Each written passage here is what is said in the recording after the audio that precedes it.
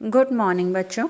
मैं doctor Shipra Bhardwaj, associate professor, government Meera girls college Udaipur में posted हूँ। मैं आप लोगों को ऑर्गेनिक केमिस्ट्री थर्ड ईयर में पढ़ा रही थी, जिसमें हमने फ़ोटो केमिस्ट्री स्टार्ट करी थी। फ़ोटो केमिस्ट्री से हम समझ सकते हैं, नाम से ही ज्ञात है, फ़ोटो मीन्स प्रकाश, और प्रकाश के द्वारा होने वाला कोई भी रासायनिक अभिक्रिया फ़ोटो केमिस्ट्री के अंतर्गत आती है। हमने अपनी पिछली क्लास में इसके बारे में कुछ डिटेल में पढ़ा है। अब हम आगे चलते हैं। विभिन्न प्रकार के इलेक्ट्रॉनिक ट्रांजिशन जो प्रकाश को अवशोषित करके होते हैं, जिनमें कि हम जैसा कि मॉलिक्यूलर ऑर्बिटल थ्योरी के अनुसार जानते हैं कि जब दो कक्षक आपस में मिलते हैं तो वो किसी परमाणु के दो कक्षक मिलकर के अणु बनाने के लिए दो नए कक्षकों का निर्माण करते हैं, जिन्हें कि हम बंधी और आबंधी कक्षक कहते हैं। हम ये चीज़ मॉलिक्यूलर ऑर्बिटल थ्योरी में पढ़ चुके हैं। तो इसमें जो इलेक्ट्रॉन जो ग्राउंड स्टेट में या बंधी कक्षक में उपस्थित है, यदि वो प्रकाश को अवशोषित करके, प्रकाश का ये कोई भी भाग हो सकता है, दृश्य प्रकाश हो सकता है या पराबैंगनी प्रकाश हो सकता है या अवरक्त प्रकाश हो सकता है, और भी कई सारी वेवलेंथ्स हो सकती हैं। तो यदि कोई इलेक्ट्रॉन अपने बंधी कक्षक से प्रकाश के दृश्य भाग को या पराबैंगनी भाग को अवशोषित करके और उत्तेजित होता है और अबंधी कक्षक में या प्रतिबंधी कक्षक में चला जाता है, तो इस तरह के ट्रांजिशन से पदार्थ में हमें विभिन्न अभिक्रियाएं भी दिखाई देती हैं एवं उनमें रंग भी दिखाई देता है। हम सबसे पहले स्टार्ट करते हैं सिग्मा से सिग्मा स्टार संक्रमण, यानी कि जो मॉलिक्यूलर ऑर्बिटल बने हुए हैं उनमें जो सिग्मा बंधी कक्षक और सिग्मा प्रतिबंधी कक्षक उपस्थित हैं, उनमें जो संक्रमण है इलेक्ट्रॉन का, वो उसे हम कहते हैं सिग्मा से सिग्मा स्टार संक्रमण। यहाँ पर हम देख सकते हैं, यहाँ दिखाई दे रहा है जो एस ऑर्बिटल है उसकी संरचना स्फेरिकल होती है, आप जानते हैं। और जब दो एस कक्षक आपस में मिलते हैं तो वो दो कक्षक बनाते हैं, जिनमें कि एक बंधी कक्षक और एक प्रतिबंधी कक्षक होता है। ये स्फेरिकल कक्षक, ये सर्कुलर कक्षक जब आपस में मिलते हैं तो जब बंधी कक्षक बनता है तो इस तरह से उस बंधी कक्षक की संरचना होती है, और अगर वो प्रतिबंधी है या आबंधी है तो उसकी संरचना इस तरह से होती है। इसके पश्चात हम देखें, नेक्स्ट स्टेप में हम देखते हैं,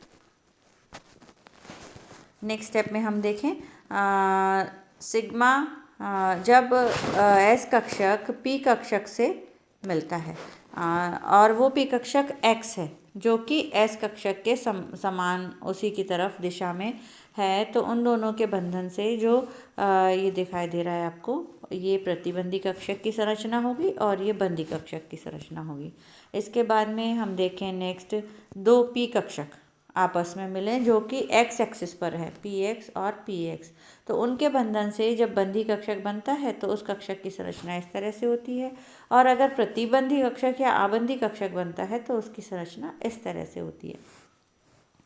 इसके बाद में हम देखते हैं पी वाई और पी जेड, ये दोनों कक्षक अपने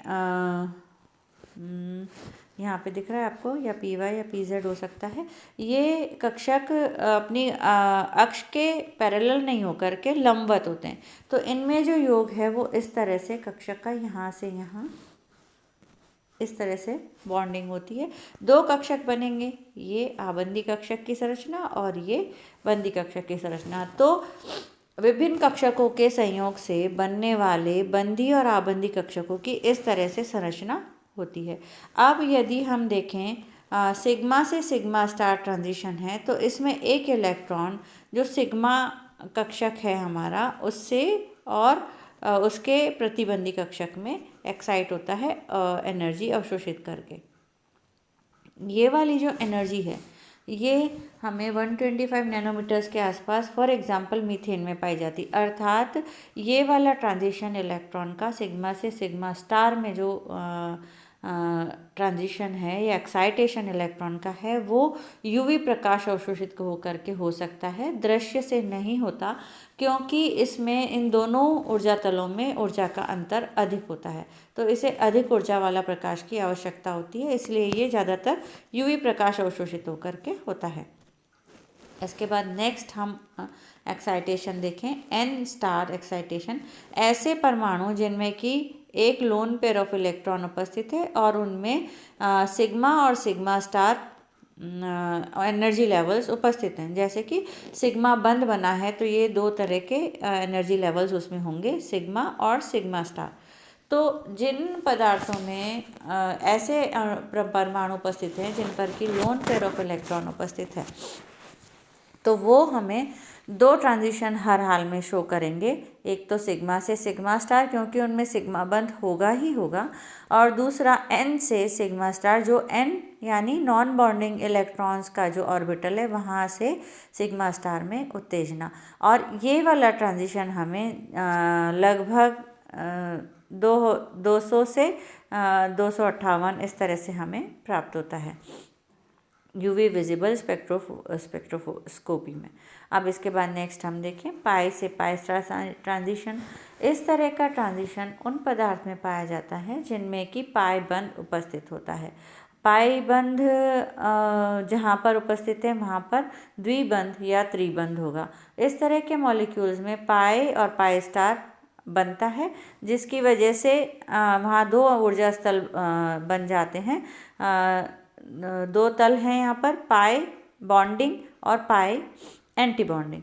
इन दोनों तलों में इलेक्ट्रॉन्स का एक्साइटेशन संभव होता है, और ये हमें फॉर एग्जांपल आप देखें यहाँ पर पाए जाएंगे एथिलीन में, ब्यूटाडाइन में या बेंजीन में, जहाँ पर कि डबल बॉन्ड उपस्थित है। इसके बाद नेक्स्ट ट्रांजिशन होता है एन से पाई स्टार ट्रांजिशन, जहाँ पर कि डबल बॉन्ड भी उपस्थित है किसी अणु में और साथ में उसमें हेट्रो एटम उपस्थित है जिस पर कि लोन पेयर ऑफ इलेक्ट्रॉन उपस्थित है। इस तरह का ट्रांजिशन पाया जाता है। जैसे कि हम देखें कीटोन में ऑक्सीजन पर लोन पेयर ऑफ इलेक्ट्रॉन भी है और वहाँ पर डबल बॉन्ड भी प्रेजेंट है, तो वहाँ पाई और पाई स्टार दो एनर्जी लेवल उपस्थित होंगे। सिग्मा और सिग्मा स्टार ऑब्वियसली जब पाई बंद होता है तो उसमें साथ में सिग्मा और सिग्मा स्टार ऑर्बिट सिग्मा बंध भी उपस्थित होता है, इसलिए ये दो एनर्जी लेवल वहाँ पर रहते हैं। और इसके बाद में तो यदि किसी मॉलिक्यूल में एक हेट्रो एटम है, डबल बॉन्ड है, तो उसमें हर तरह का ट्रांजिशन पाया जाएगा। कम ऊर्जा के अवशोषण से एन से पाई स्टार पाया जाएगा, उससे अधिक ऊर्जा के अवशोषण से पाई से पाई स्टार पाया जाएगा, और ज़्यादा अधिक ऊर्जा के अवशोषण से एन सिग्मा से सिग्मा स्टार ट्रांजिशन पाया जाएगा। तो हम यहाँ पर विभिन्न प्रकार के ट्रांजिशन देखें। ये इस तरह से एनर्जी लेवल्स होते हैं जो मॉलिक्यूलर ऑर्बिटल थ्योरी के अकॉर्डिंग किसी भी अणु में पाए जाते हैं। हम देख सकते हैं यहाँ पर सिग्मा बॉन्डिंग और उसके corresponding sigma anti bonding orbital है, और इन दोनों ऑर्बिटल्स की जो एनर्जी है, ये एनर्जी लेवल है, वो एनर्जी डिफरेंस सबसे ज़्यादा है। फिर इसके बाद में हम देखें पाई और इसके कॉरस्पॉन्डिंग पाई एंटी बॉन्डिंग। इनमें जो एनर्जी डिफरेंस है वो इससे कम है लेकिन बाकियों से ज़्यादा है। फिर इसके बाद एन से सिग्मा स्टार ट्रांजिशन, इसकी ऊर्जा, और फिर पाई से पाई स्टार ट्रांजिशन की ऊर्जा, एन से पाई स्टार ट्रांजिशन की ऊर्जा सबसे कम है। तो ऊर्जा के अकॉर्डिंग सिग्मा से सिग्मा स्टार ट्रांजिशन सबसे ज़्यादा ऊर्जा की आवश्यकता रखता है, जबकि एन से पाई स्टार ट्रांजिशन को सबसे, ट्रांजिशन से तात्पर्य यहाँ पर यदि इलेक्ट्रॉन है और वो इलेक्ट्रॉन यहाँ जंप करे तो उसको अधिक ऊर्जा की आवश्यकता है, जबकि वो इलेक्ट्रॉन यहाँ से एन से पाई स्टार में जंप करे तो उसको कम ऊर्जा की आवश्यकता पड़ती है। चलिए इसके आगे हम एग्जाम्पल देखते हैं। ये आप देख रहे हैं एल्डिहाइड्स या कीटोन्स में हम देखें तो ये आपको दिखाई देगा, ये हमारी लैम्डा है। जितनी यहाँ से यहाँ तक जितनी अधिक लैम्डा होती जाएगी उतनी उसकी ऊर्जा कम होती जाएगी।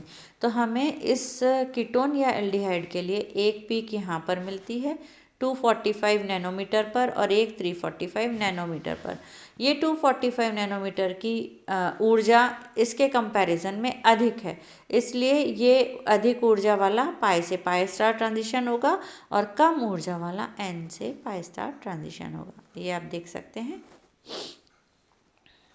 इसके बाद नेक्स्ट हम आगे चलें। विभिन्न एक्साइटेड स्टेट्स। किसी भी मॉलिक्यूल में जब एक पदार्थ अपनी इलेक्ट्रॉन को एक्साइट करता है तो वहाँ एक्साइटमेंट के बाद में जब वो इलेक्ट्रॉन लौटता है तो उसकी एक पर्टिकुलर स्टेज होती है जहाँ वो कुछ देर के लिए स्थायी होता है। यदि इलेक्ट्रॉन में जो चक्रण है वो एज सच रहे तो उसे कहते हैं हम सिंगलेट स्टेट।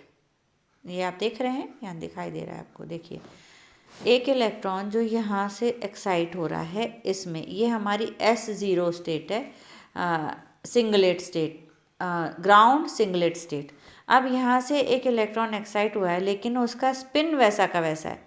हमें अच्छे से पता है एक इलेक्ट्रॉन अगर इस तरह से घूम रहा है इस डायरेक्शन में तो दूसरा इलेक्ट्रॉन इस डायरेक्शन में घूमेगा। तो ये जो इलेक्ट्रॉन है अगर सेम स्टेज में अपनी यहाँ चला जाता है तो इसे कहते हैं हम सिंगलेट एक्साइटेड स्टेट। लेकिन अगर इस इलेक्ट्रॉन ने यहाँ जाने की बजाय उसी टाइम पे अपना स्पिन भी चेंज कर लिया है, यानी इसके पैरेलल स्पिन में हो गया है सेम में, तो ये कहलाती है एक्साइटेड ट्रिपलेट स्टेट। ये एक्साइटमेंट एनर्जी लेवल्स में इलेक्ट्रॉन का हो रहा है प्रकाश को अवशोषित करके। अगर ये प्रकाशीय अवशोषण में सबसे पहली स्टेज हमारी S0 सिंगलेट ग्राउंड स्टेट है, फिर इसके बाद में सिंगलेट एक्साइटेड स्टेट है। अब ये डिपेंड करता है कि इलेक्ट्रॉन एक एनर्जी लेवल से दूसरे एनर्जी लेवल में इसमें जा रहा है या इससे और भी ऊपर वाले में जा रहा है या और भी ऊपर वाले में जा रहा है। इस पर डिपेंड करता है कि ये सिंगलेट स्टेट S1 होगी, S2 होगी, S3 होगी, T1, T2, T3 कौन सी स्टेज होगी। अब इसके नेक्स्ट हम देखते हैं ज़ेबलॉन्स्की डायग्राम, जो अधिकतर आपको परीक्षाओं में पूछा जाता है। ज़ेबलॉन्स्की डायग्राम बनाइए और उसका वर्णन करिए। ज़ेबलॉन्स्की डायग्राम एक्चुअली जब इलेक्ट्रॉन उत्तेजित अवस्था में होता है तो उसके पश्चात जब वो अपनी विभिन्न अवस्थाओं में लौटने की कोशिश करता है तो वो कुछ मात्रा में रेडिएशंस एमिट करता है।